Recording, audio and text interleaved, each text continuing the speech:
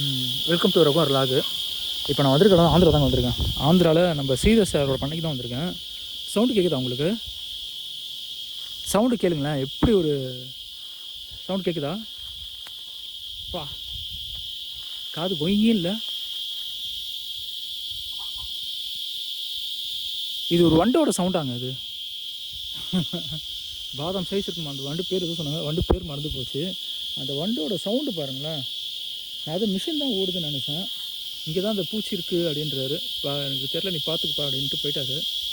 சரி, நான் பார்க்குறேன், கண்ணில் மாட்டுதான்னு பார்க்குறேன். மாட்டுச்சுன்னா அந்த வண்டு எப்படி இருக்குன்னு நான் பார்க்கணுங்க. ஏன்னா இவ்வளோ சவுண்டு கொடுக்குது பாருங்களேன்.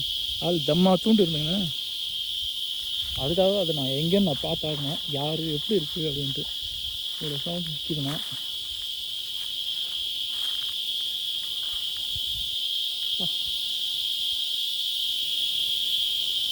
என் லைஃப்பில் ஃபஸ்ட் டைம் இந்த மாதிரி சவுண்டு இப்போ தான் நான் கேட்குறேன். கேட்குதா உங்களுக்கு சவுண்டு? எப்படி கேட்குது பாருங்க சவுண்டு. காதே எனக்கு கொய்யன்னுது, அந்தளவுக்கு ஒரு சவுண்டாக இருக்குது. எங்கே அது வருதுன்னே தெரியல சவுண்டு.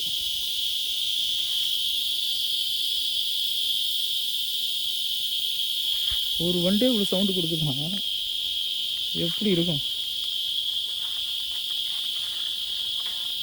அது கொஞ்ச நேரம் கத்துமா, அப்புறமா போயிடுமா? அது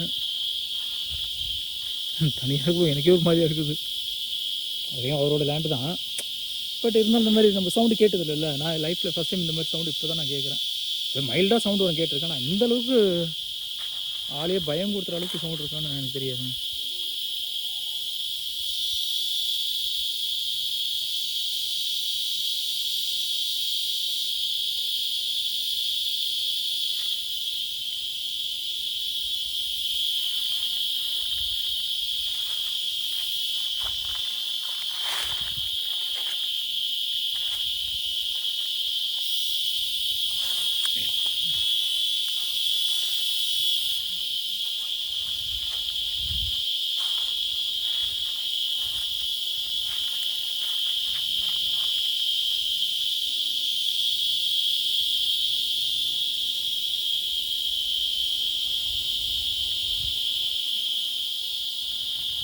நீங்கள் யாருன்னா இந்த வண்டோட சவுண்டு கேட்டிருக்கேன், இந்த வண்டை பார்த்துருக்கேன் அப்படின்னு யாராவது வேறு தெரிஞ்சுன்னா கண்டிப்பாக எனக்கு கமெண்ட் பண்ணுங்கள், நான் தெரிஞ்சுக்கிறேன்.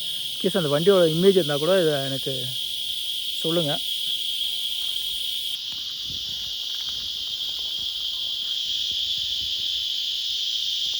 இந்த கிட்டி இருக்குல்ல, ஆமாம், அங்கே இருக்கு பாருங்கள் இந்த ரெக்கையோட பெருசா. அதுதான் அது? ஆமாம் சார், அதான். சரி, அது எலர்ஜி அது சார்.